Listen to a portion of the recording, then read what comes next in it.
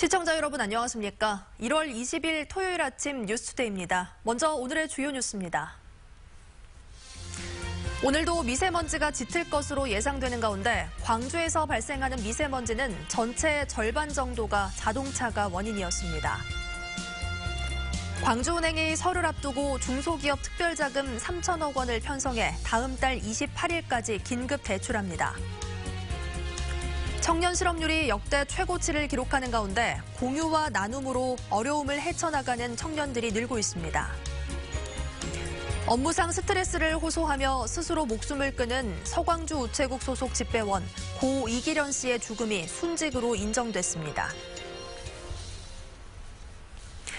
요즘 미세먼지 때문에 상당히 불편하셨죠? 광주 지역의 미세먼지의 가장 큰 원인은 자동차에 있었습니다. 그래서 시 대책도 차량이 내뿜는 오염물질을 줄이는 데 초점이 맞춰져 있는데요. 어떤 대책이 있는지 알아봤습니다. 윤근수 기자입니다. 바람을 타고 중국 등에서 넘어오는 미세먼지는 빼고 광주 안에서 발생하는 미세먼지의 절반가량은 자동차 때문에 생깁니다. 국립환경과학원의 조사 결과 배출가스와 타이어 분진 등 자동차에서 발생하는 미세먼지가 광주 전체 발생량의 47%를 차지했습니다. 광주에는 화력발전소도 없고 공장도 적기 때문에 여러 오염원 중에서 상대적으로 자동차의 비중이 높습니다. 이 때문에 광주시의 대책도 자동차에 맞춰져 있습니다. 서울처럼 대중교통 요금을 면제하면 하루에 4억 원 정도가 들어서 재정 여건상 감당하기 어렵기 때문에 대신 차량 교체 예산을 대폭 늘렸습니다. 먼저 오래된 화물 경유차의 폐차를 지원하는 사업은 지원 대상이 800대로 작년보다 3배 가까이 늘었습니다. 유치원 통학용으로 쓰는 경유차를 LPG 차량으로 바꾸면 한 대당 500만 원씩 지원하는 사업도 올해부터 처음 시행하기로 했습니다. 이 미세먼지의 가장 취약계층이 아무래도 어린이입니다. 어린이기 때문에 어린이들을 일단 차량부터 좀 적응해 하자라는 그런 취지로 시작을 했습니다.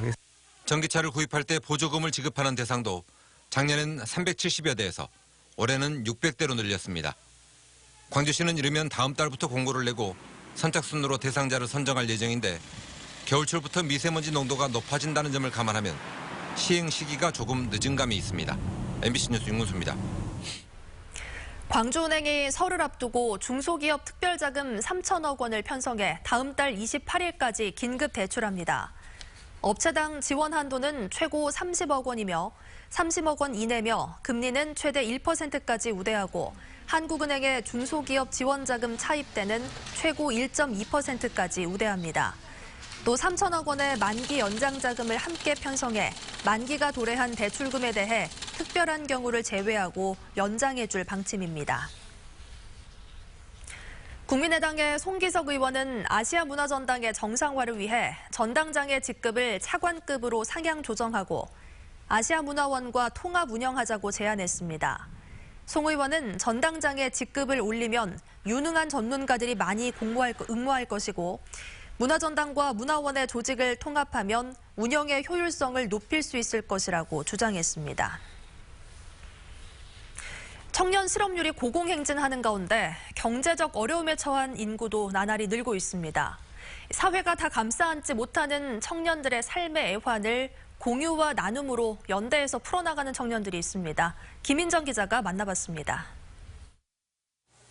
함께 쓰는 넓은 거실에 방 3개의 복층 공간까지 갖춘 셰어하우스. 혼자라면 엄두도 못 낼 널찍한 공간을 청년 6명이 공유합니다. 원룸보다 낮은 보증금과 월세에 공무원 준비를 하며 인력사무소와 택배 아르바이트를 전전하는 일도 없어졌고 가족 같은 하우스메이트들 덕에 외롭지도 않습니다. 남자 6명이 살고 있는데 그냥 다들 성격도 좋고 서로 약간 배려하는 것들이 있어가지고 먹을 거 있으면 같이 싸워서 먹고. 이 셰어하우스를 기획한 건 스스로 대학 시절 주거 불안에 시달렸던 청년들. 당장 수익이 나지 않더라도 공유를 통해 더 나은 미래, 더 나은 지역을 함께 만들고 싶다는 큰 꿈을 품고 있습니다. 이 셰어하우스 사는 친구들이 또 자기의 생각을 표현해 볼 수 있는 기회들이 많이 이제 공동체를 통해서 생기면서 이런 지역을 좀 변화시키는 타운을 만들고 싶었어요. 청소년과 청년 등 누구든 편하게 들어와 쉬고 공부도 할 수 있도록 열려있는 공유 공간. 빚을 내서 이 공간을 직접 공사하고 개인들에게 무료 제공하는 건 대학 시절까지 기초수급자였던 30대 청년입니다. 공간을 찾는 청년들의 경제적 부담만이 아니라 청년들의 불안과 슬픔, 고민을 듣고 정서적인 부담까지 함께 나누어 들려 합니다. 적어도 내가 무슨 말을 하고 싶을 때 이야기를 들어주는 청년, 그리고 뭔가 하고 싶을 때, 하고 싶어라 할 때 응원해주는 그런 사람이 있는 공간을 만들고 싶었습니다. 힘들었던 경험을 딛고 일어선 청년들이 같은 고통을 겪는 청년들에게 공명하며 공유와 나눔으로 새로운 희망을 쓰고 있습니다. MBC 뉴스 김인정입니다. 말 못할 어려운 속사정을 청년 또래들끼리 터놓고 이야기하는 것만으로도 큰 위로를 받을 수가 있습니다.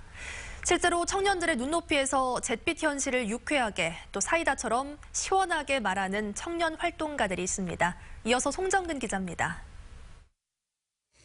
지역 청년의 삶과 연결된 정치 이야기. 지역 청년들이 중심이 된 뉴스는 왜 실종됐을까? 우리가 직접 만들어보면 어떨까? 촛불 전국을 통과하며 정치가 화두가 될 무렵 중앙만 바라보는 뉴스에 결핍감을 느낀 골방에 모인 청년 5명은 함께 상상했습니다. 우리 삶과 연결된 정치 그리고 또 지역에 대한 이야기들을 우리끼리 모여가지고 한번 해보자. 그래서 우리끼리 이슈도 한번 발굴해보고. 상상을 곧장 실행해버린 이 청년들은 30대라는 공통분모로 뭉친 광주 지역 기자와 활동가들. 일주일에 2번씩 우리가 사는 이곳의 일을 청년의 시각으로 자유롭게 말하고 비판하며 팟캐스트로 내보내고 있습니다. 여기서 광주는 변방이 아닌 중심입니다.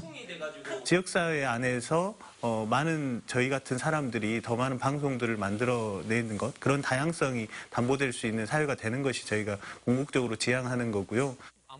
탄탄한 콘텐츠로 10만 명에 가까운 팔로워를 갖춘 SNS 예능 채널을 이끄는 청년들도 있습니다. 특히 광주 시내가 배경이 되는 몰래카메라는 이들이 준비한 킬링 콘텐츠. 이미 지역을 뛰어넘는 인기를 끌고 있습니다. 충장로나 금남로 이런 거리나 지역 동네 이름들이 좀 생소하게 느껴질 수 있지만 저희가 계속 꾸준히 만들어내면서 이제는 광주도 이런 것을 할 수 있고 존재한다라는 것을 많은 분들이 알아주시는 것 같아서. 콘텐츠의 주인공이 된 지역 청년들은 그들의 목소리가 사라지지 않도록 청년의 눈높이에서 듣고 말하고 또 어딘가에서 듣고 있을 청년에게 발신하며 서로 공감하고 또 위로받고 있습니다. MBC 뉴스 송정근입니다. 교사 채용 대가로 뒷돈을 요구한 사립학교 이사장이 검찰에 송치됐습니다. 광주지방경찰청은 지난해 5월 1차 필기시험 합격자에게 채용을 대가로 수천만 원을 요구한 혐의로 광주 모 사립고 이사장 A씨를 기소 의견으로 검찰에 송치했다고 밝혔습니다.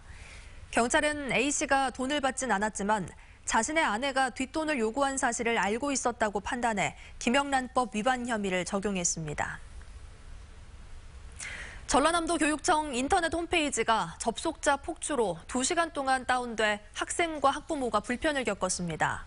전라남도 교육청은 어제 오전 고교 신입생 배정 결과를 발표했는데 오전 10시부터 인터넷 접속이 증가하면서 본청 홈페이지가 12시까지 2시간 동안 다운됐습니다. 이에 따라 배정 결과를 확인하려는 학생과 학부모들이 불편을 겪었고 도교육청 해당 사무실에는 전화 문의가 폭주했습니다. 업무상 스트레스를 호소하며 스스로 목숨을 끊은 서광주 우체국 소속 집배원 고 이기련 씨의 죽음이 순직으로 인정됐습니다.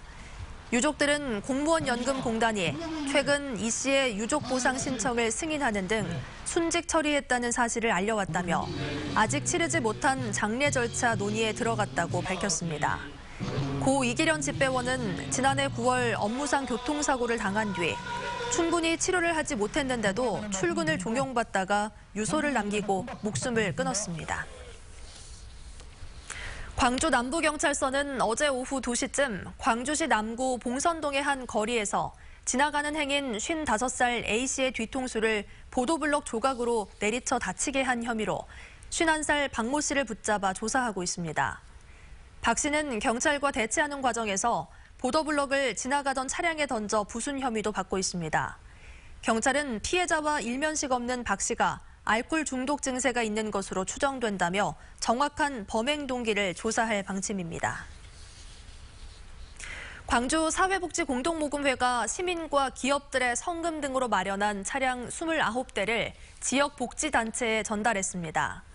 차량 지원 대상은 아동 청소년 시설 18곳, 장애인 시설 8곳, 노인복지시설 1곳 등입니다.